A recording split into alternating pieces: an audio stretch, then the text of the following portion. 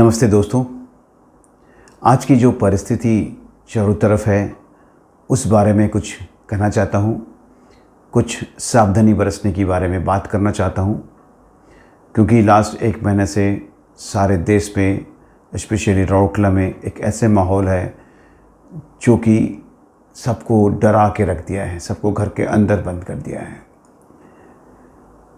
क्या चीज़ से आप लोगों को सावधान होना है, कब क्यों इतने सारे लोग सीरियस हो जाते हैं, इसके बारे में मेरे प्रीवियस वीडियो में मैंने आपको कुछ बताया था कि जब हमारे ये भूताणु हमारे फेफड़ा को ख़राब कर देता है तब लोग ऑक्सीजन के लिए बेताब हो जाते हैं और फिर ऑक्सीजन की ज़रूरत पड़ती है। फिर हमें उसे हॉस्पिटल की, बेड्स की, ऑक्सीजन की, सब चीज़ का ज़रूरत पड़ने लगता है। लेकिन दोस्तों, ये नौबत आता क्यों है? हमने जो एक महीना में हमारे हॉस्पिटल में जितने सारे सीरियस पेशेंट हैं उनके बारे में मैंने जानने की कोशिश किया, और मैंने जितने लोगों से भी बात किया मैंने देखा कि उनको हॉस्पिटल में पहुंचने में काफ़ी देर हो गई है। काफ़ी देर से पहुंचते हैं उन लोग हॉस्पिटल में। क्या वजह हो सकती है? फिर मैंने इस पर काफ़ी छानबीन की। क्या वजह है जिसकी वजह से इतने सारे लोग इतनी देर पे हॉस्पिटल में पहुंचते हैं जहां कि उन्हें पहले पहुंच जाना चाहिए था? ये बात नहीं है कि उन्हें डॉक्टर्स को पता नहीं है, ये बात नहीं कि उनको डॉक्टर कुछ पहचान नहीं है, सब कुछ है, फिर भी इतनी लेट। ये एक्सेप्टेबल नहीं है। और ये एक्सेप्टेबल इसलिए नहीं है कि ये जो चीज़ें जो माहौल है वो हम खुद पैदा करके रखे हैं। ये कैसे आया, कहाँ से आया, इसके बारे में अगर मैं बताता हूँ तो 2 मिनट आप इसको ज़रूर सुनिए। जैसे मैंने हर वीडियो में बोलता हूँ कि हमारे पास इन्फॉर्मेशन 2 तरीके से आते हैं। एक सही इन्फॉर्मेशन होता है, एक मिस इन्फॉर्मेशन या गलत इन्फॉर्मेशन होता है।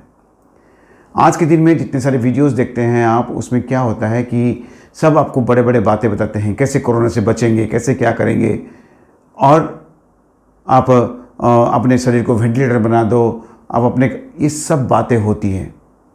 लेकिन ये सब बातें तब काम में आता है जब आप जिंदा रहेंगे। तब अपने आप शरीर को वेंटिलेटर बना सकते हैं, कोई बात नहीं।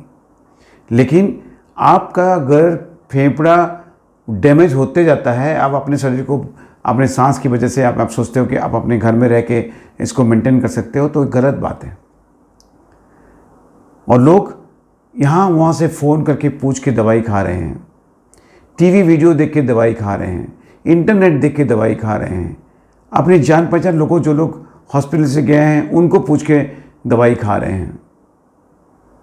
और जिसकी वजह से जो आदमी को 3-4 दिन में एक बार डॉक्टर को मिलना चाहिए, वो आदमी 10-11 दिन में जब बहुत सीरियस हो जाता है तो वो हॉस्पिटल पहुंचता है। अब सोचिए, क्या ये सही है? क्यों ना हम अपने आप को एक ऐसा ढांचा में ढालें कि अगर हमें बुखार हुआ और 2-3 दिन में हमें अच्छा नहीं लगा तो क्यों ना हम तुरंत अपने डॉक्टर के पास जाएं और अपनी जांच करवा लें। कहीं फेफड़े में तो इन्फेक्शन नहीं हो गया है, कहीं फेफड़े का इन्फेक्शन बढ़ तो नहीं रहा है, कहीं मेरा कोरोना मेरे बाकी चीज़ें को तो इन्फेक्ट नहीं कर रहा है। मुझे आप सबसे एक ही रिक्वेस्ट है, अगर आपको 2-3 दिन में बुखार कम नहीं होता है तो अगर आप स्टेबल भी हो, अगर आप में कोई सिम्टम्स ना हो, ऑक्सीजन की ज़रूरत भी ना हो, तो भी आप अपने फिजिशियन से ज़रूर एक बार मिलिए। डरिए मत। लोग सोचते हैं कि हम हॉस्पिटल जाने से हमें कोरोना हो जाएगा। आपको तो कोरोना हो चुका है, आप तो पॉजिटिव हो चुके हो, तो फिर क्यों घर में हो? क्यों ना डॉक्टर से आप सलाह करो, जाके एक बार मिलो। उनसे मिलने से वो आपको कुछ ना कुछ इन्वेस्टिगेशन कराएंगे, जिसकी वजह से आपको मालूम चलेगा कि आप आज किस जगह पे हैं। अगर आपको मालूम चल जाता है कि आपके फेफड़े में इन्फेक्शन हो गया है, अगर उस समय डॉक्टर आपको दवाई देते हैं, इंजेक्शन वगैरह चालू करते हैं, हो सकता है वो वहाँ रुक जाए। फिर आप अपने बॉडी को जिस तरह से यूज करना चाहो करो, इसमें मना नहीं है। लेकिन अगर हम ये सोच के कि हम प्रोनिंग पोजीशन में सो जाने से हमारा ऑक्सीजन बढ़ जाएगा, लेकिन ठीक है बढ़ेगा, लेकिन अगर उस बीच में आपके इन्फेक्शन, फेफड़ा ख़राब होते जा रहा है, ये बॉडी को वेंटिलेटर बनाने की वक्त नहीं है। आपको अगर ऑक्सीजन की ज़रूरत पड़ता है तो आपको ऑक्सीजन ज़रूरत लेना ही पड़ेगा, क्योंकि आपका फेफड़ा ही कम हो गया है। आप जितना भी बड़ा वेंटिलेटर बना दो अपने बॉडी को, ये गलत मैसेज है। अगर आप ऑलरेडी कोरोना पॉजिटिव है तो ये वक्त नहीं है कि लोगों की बात सुने, ये वक्त है कि अपने आप को पहचानें, अपनी डॉक्टर्स का सलाह मानें, उनके पास जाएं और अपने आप को इन्वेस्टिगेट कराएं। ज़रूरत पड़ने से ज़्यादा इन्वेस्टिगेशन कराने से कोई फ़र्क नहीं पड़ता है। अगर हम बीमारी को शुरुआत में रोक लेते हैं तो हमारे बचने की संभावना बहुत ज़्यादा है। और जो भी लोग वेंटिलेटर में गए हैं, ये लोग सब लेट में आए हैं, जिनका कि जो चेस्ट का इन्फेक्शन जो बोलते हैं हम उसको, रेडियोलॉजिकल जो स्कोर रहते हैं, कोराइड स्कोर बोलते हैं हम उसको में कोविड का जो स्कोर होता है वो सब 18, 20, 22 में आते हैं।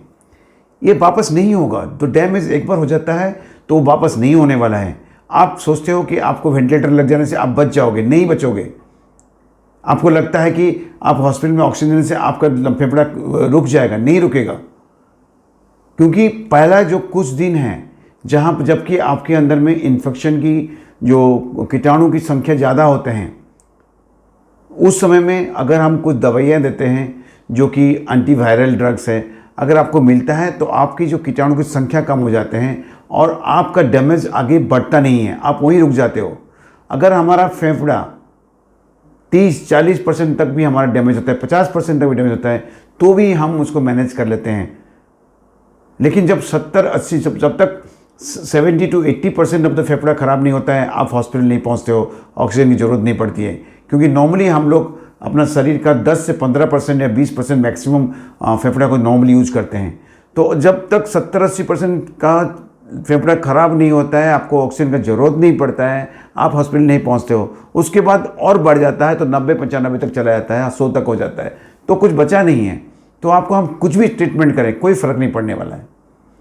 और इस बात को आप मानो, दूसरों की बात मत सुनो। ये समय सुनने का नहीं है, ये समय पढ़ने का नहीं है, ये समय अपने आप पर काम करने का है, अपनी जो इनर आवाज़ को सुनने का बात है, कभी एक्सपर्ट की सलाह लेने की बात है।